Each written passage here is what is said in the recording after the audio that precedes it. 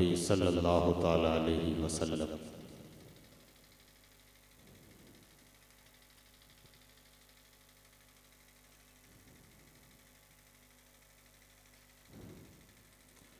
गौसे आज़म बमने बेसरो सामा मददे क़िबले दी मददे काबे ईमा मददे माँ गदाएं तो सुल्तान दो आलम हस्ती अस्तदारें तमाया शहे जीला मददे वसल्लल्लाहु ताला अला खैरि खल्क़िही मुहम्मदिन व आलिही व अस्हाबिही अजमईन बिरहमतिक या अरहमर राहिमीन बहक़ ला इलाहा इल्लल्लाह।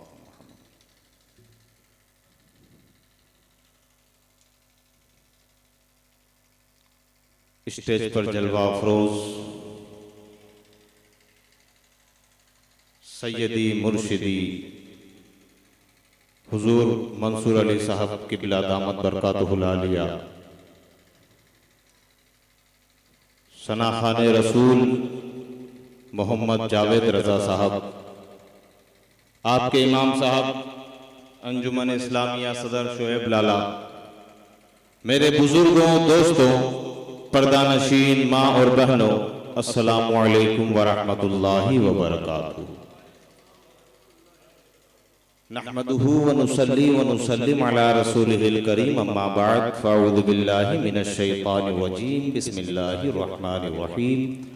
अला इन्ना औलिया अल्लाहि ला खौफुन अलैहिम व ला हुम यहज़नून, सदक़ल्लाहुल मौलानाल अज़ीम व बल्लगना रसूलुहुन नबियुन अमीनुल मतीनुल मुबीनुल करीम व नहनु अला ज़ालिका लमिनश शाहिदीन व शाकिरीन वल्हम्दुलिल्लाहि रब्बिल आलमीन। हजरात, जैसा कि आपने आपके इमाम साहब की ज़बान पर लब्बैक कहा और माशाअल्लाह बड़ा ही अच्छा प्रोग्राम रचाया सजाया गया है, लेकिन मैं जो इन्हें देख रहा हूं, मेरी जो नजर जा रही है, इनसे यही गुजारिश करूंगा कि इधर उधर क्यों बैठे हो, ये क्या कब्रिस्तान है? इधर उधर क्यों बैठे हो, ये क्या कब्रिस्तान है? आओ आके बीच पंडाल में बैठो अपना हिंदू, आओ आके बीच पंडाल में बैठो, अपना हिंदुस्तान है, और इधर आओ प्यारे हुनर आजमाए। अब जरा गुजारिश कर रहा हूं, अगर आप लब्बैक बोल देंगे कि महफिल में चले आओ कुछ काम नहीं लूंगा, महफिल में चले आओ कुछ काम नहीं लूंगा, अरे खुद जाम पिलाऊंगा कुछ दाम नहीं लूंगा, महफिल में चले आओ कुछ काम नहीं लूंगा, खुद जाम पिलाऊंगा कुछ दाम नहीं लूंगा। और गौसे पाक की महफिल से वो लोग हैं कतराते, गौसे पाक की महफिल से वो लोग हैं कतराते, अरे आप खुद ही समझ जाओ मैं उनका नाम नहीं लूंगा, आप खुद ही समझ जाओ मैं उनका नाम नहीं लूंगा।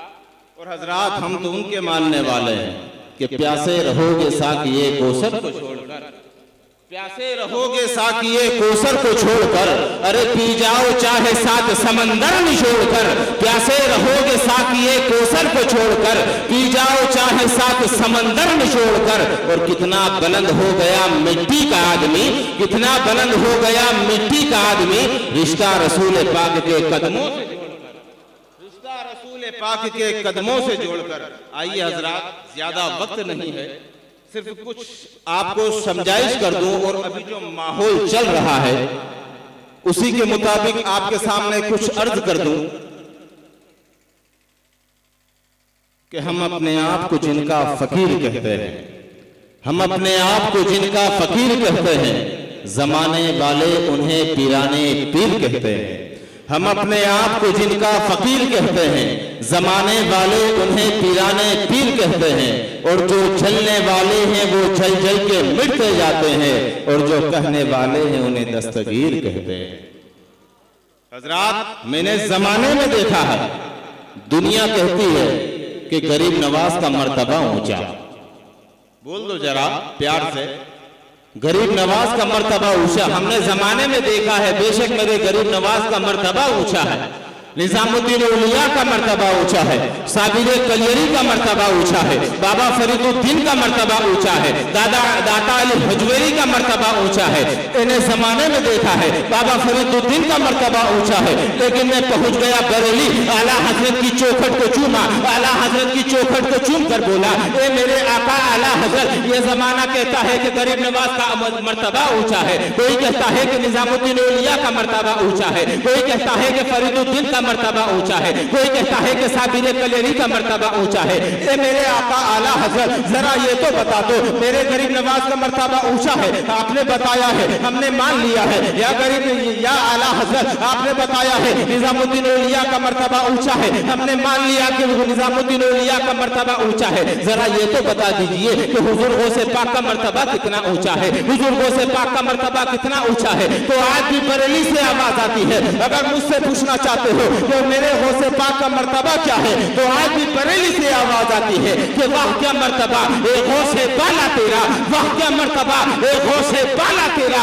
ऊंचे ऊंचों के सरों से है कदम आला तेरा, वाह क्या मर्तबा ए गौसे बाला तेरा, ऊंचे ऊंचों के सरों से है कदम आला तेरा, और सर भला कोई क्या जाने कि है कैसा तेरा, औलिया मलते हैं आंखें वो है तलवा तेरा, औलिया मलते हैं आंखें वो है तलवा तेरा। हज़रात, मैं तकरीर करने के लिए नहीं आया हूं, आइए एक बात बताता हुआ चलता हूं कि हमने जो हुजूर गौसे पाक का मिलाद मनाया, रचाया, सजाया है, कौन गौसे पाक? वो गौसे पाक आप अपने हुजरे में बैठे हैं, एक बुढ़िया आई और आपकी बारगाह में आकर रोने लगी, अर्ज करने लगी, हुजूर मैं बर्बाद हो गई, हुजूर मैं लुट गई। आपने फरमाया कि बता क्या बात है, ऐसी बात कैसे कर रही है कि तू लूट गई, तू बर्बाद हो गई। अब गौर करना हजरात मोहतरम के कौन गौसे पाक? वो गौसे पाक है हजरात मोहतरम। वो अर्ज करती है कि हुजूर में लुट गई, हुजूर में बर्बाद हो गई। हजरात मोहतरम हुजूर गौसे पाक ने फरमाया कि बता क्या चाहती है, आखिर तू लूटी कैसे, आखिर तू बर्बाद कैसे हुई? तो वो कहने लगी कि सरकार मैं दरियाए दजला के किनारे बैठकर अपने कपड़े धो रही थी, हुजूर मेरी मासूम बच्ची थी, हुजूर मेरी छोटी सी बच्ची थी, वो दजला में गिर गई, दजला के किनारे में बैठकर कपड़े धो रही थी, वो नदी में गिर गई, दरियाए दजला में गिर गई। हुजूर गौसे पाक ने फरमाया कि बता कितनी देर हो गई? कहा हुजूर बहुत देर हो गई। हजरात मोहतरम आज के वक्त में सोचे तो कम से कम 1-2 घंटे हो गए थे। सरकार की बारगाह में आई, हुजूर गौसे पाक उस बुढ़िया के पास, उस बुढ़िया के साथ गए। साथ जाने के बाद फरमाया कि बता तेरी बेटी कहाँ डूबी थी? कहा सरकार ये दरियाए दजला में डूबी थी। कहा दरियाए दजला में तो डूबी थी, लेकिन कहाँ डूबी थी? उसने कहा सरकार वहां डूबी थी। अब देखो हुजूर गौसे पाक का पावर हजरात मोहतरम, वो दरियाए दजला में डूबी थी। हुजूर गौसे पाक फरमाते हैं कि बता कितनी देर हो गई? वो अर्ज करने लगी कि सरकार बहुत देर हो गई, सरकार बहुत देर हो गई। हुजूर गौसे पाक ने फरमाया कि बता तेरी बेटी का नाम क्या था? बता तेरी बेटी का नाम क्या था? हजरात मोहतरम वो अर्ज करती है कि सरकार मैंने मेरी बेटी का नाम आपकी माँ फातिमा पर रखा था, मैंने अपनी बेटी का नाम आपकी माँ फातिमा पर रखा था। हुजूर गौसे पाक को जलाल आया और जलाल आने के बाद आपने फरमाया ए बेटी फातिमा, मेरी माँ फातिमा के सदके से बाहर निकल जा। ए बेटी फातिमा, मेरी माँ फातिमा के सदके से बाहर निकल जा। जैसे ही हुजूर गौसे पाक ने फरमाया खुदा की कसम, वो लड़की दोनों हाथों को दरिया दजला के बार करती है और अर्ज करती है कि लब्बैक या शेख अब्दुल कादिर जिलानी, लब्बैक या शेख अब्दुल कादिर जिलानी। इसीलिए तो आजम कादरी डंके की चोट पर कहता है, इसीलिए तो आजम कादरी डंके की चोट पर कहता है कि जो कलमा पढ़ा दे चोरों को, जो कलमा पढ़ा दे चोरों को, जो ठोकर से जिला दे मुर्दों को। जब होश में इतना पावर है तो सरकार का पावर क्या हो? जब होश में इतना पावर है, जब होश में इतना पावर है, सरकार का पावर क्या होगा? हजरात हुजूर गौसे पाक का पावर आप देखें। हुजूर गौसे पाक कोई आम शख्सियत नहीं। आज जो ये हमले और ये चल रहे हैं, वो गौसे पाक जब मेरे सरकार को इसी बीमारी लाहिद हो गई, मेरे सरकार को एक ऐसी बीमारी लाहिद हो गई जिसका इलाज अच्छे से अच्छे हकीमों ने किया, अच्छे से अच्छे तबीबों ने किया, इसको जरा दिल की गहराइयों से सुने। अच्छे से अच्छे हकीमों ने किया, अच्छे से अच्छे तबीबों ने किया, लेकिन कोई भी इलाज नहीं कर पाया। ये जमाने को दिखाना था, ये जमाने को दिखाना था। हजरात मोहतरम, उस बीमारी का इलाज एक यहूदी हकीम जानता था, एक यहूदी हकीम जानता था।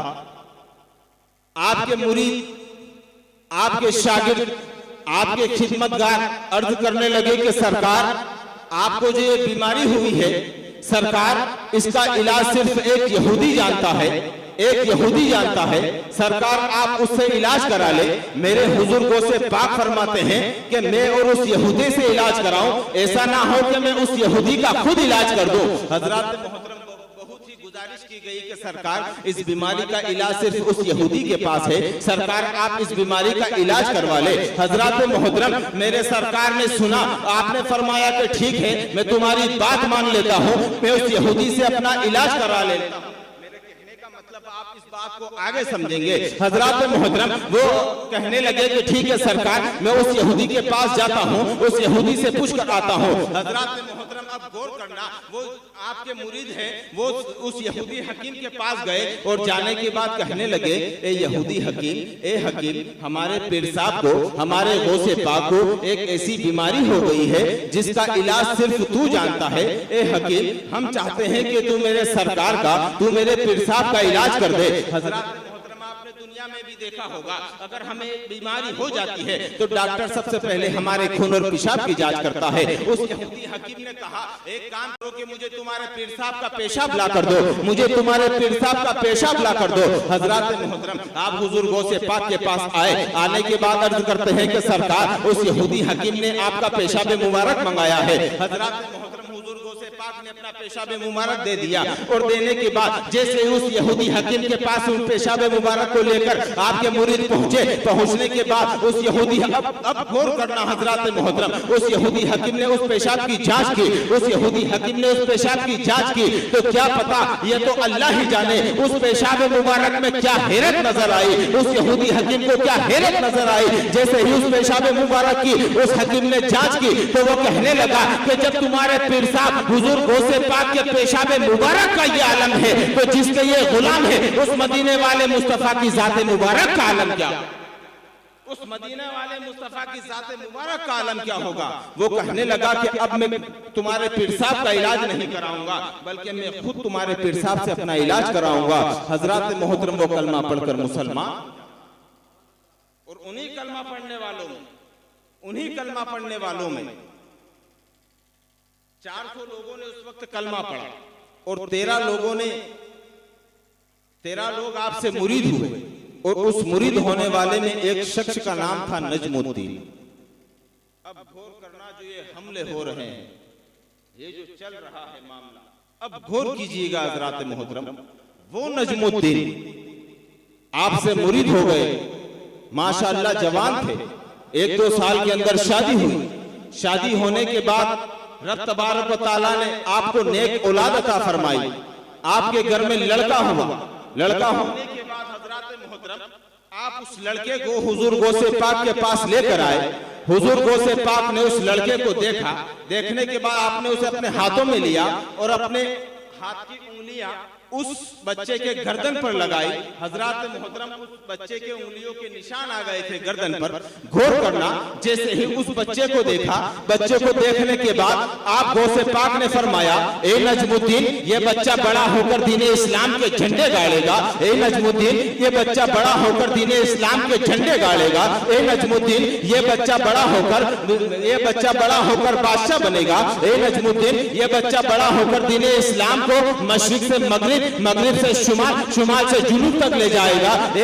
नजमुद्दीन, ये लड़का बड़ा होकर दीन इस्लाम के झंडे गाड़ेगा। जैसे ही हुजूर गौसे पाक ने फरमाया, आपके मुरीद नजमुद्दीन कहने लगे कि सरकार, मुझे तो इसमें ऐसी कोई बात नजर नहीं आती है। मैंने दुनिया में देखा है कि बादशाह का लड़का ही बादशाह बनता है, हाकिम का बादशाह ही हाकिम बनता है सरकार, लेकिन मेरा ईमान है, मेरा अकीदा है कि आपने इसे दुआ दी है तो ये बच्चा बड़ा होकर बिल्कुल बादशाह बनेगा, दीन इस्लाम का झंडा गाड़ेगा। अब गौर करना हजरत मोहतरम, ये कोई मामूली बच्चा नहीं था। जब हुजूर गौसे पाक ने उस बच्चे को बचपन में दुआ दी थी तो वही लड़का बड़ा होकर 4 लाख मजमे को शिकस्त देकर 4 लाख मजमे को शिकस्त देकर बैतुल्लाह मुकद्दस को फतेह करने वाला, मस्जिद अक्सा को फतेह करने वाला कोई आम बच्चा नहीं बल्कि सलाहुद्दीन अय्यूबी बनता है। तभी तो आजम कादरी डंके की चोट पर कहता है, उधर 4 लाख का मजमा था, उधर 4 लाख का मजमा था, तभी आजम कादरी डंके की चोट पर कहता है कि पैदल न वजीर न सुल्तान लड़ा था,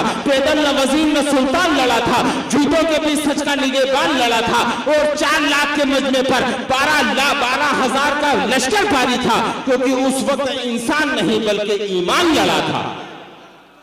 उस वक्त इंसान नहीं ईमान लड़ा था। हज़रात वो है हुजूर गौसे पाक।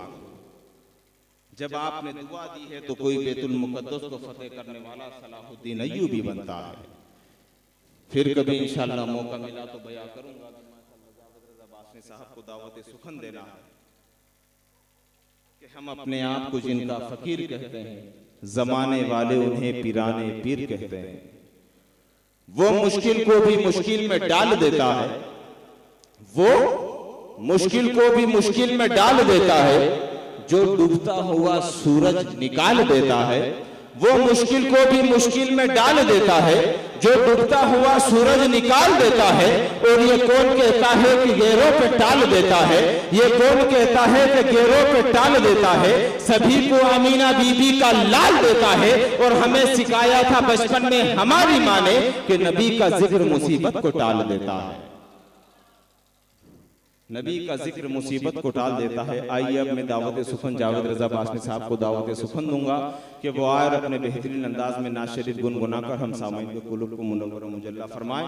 नारे तकबीर, नारे रिसालत।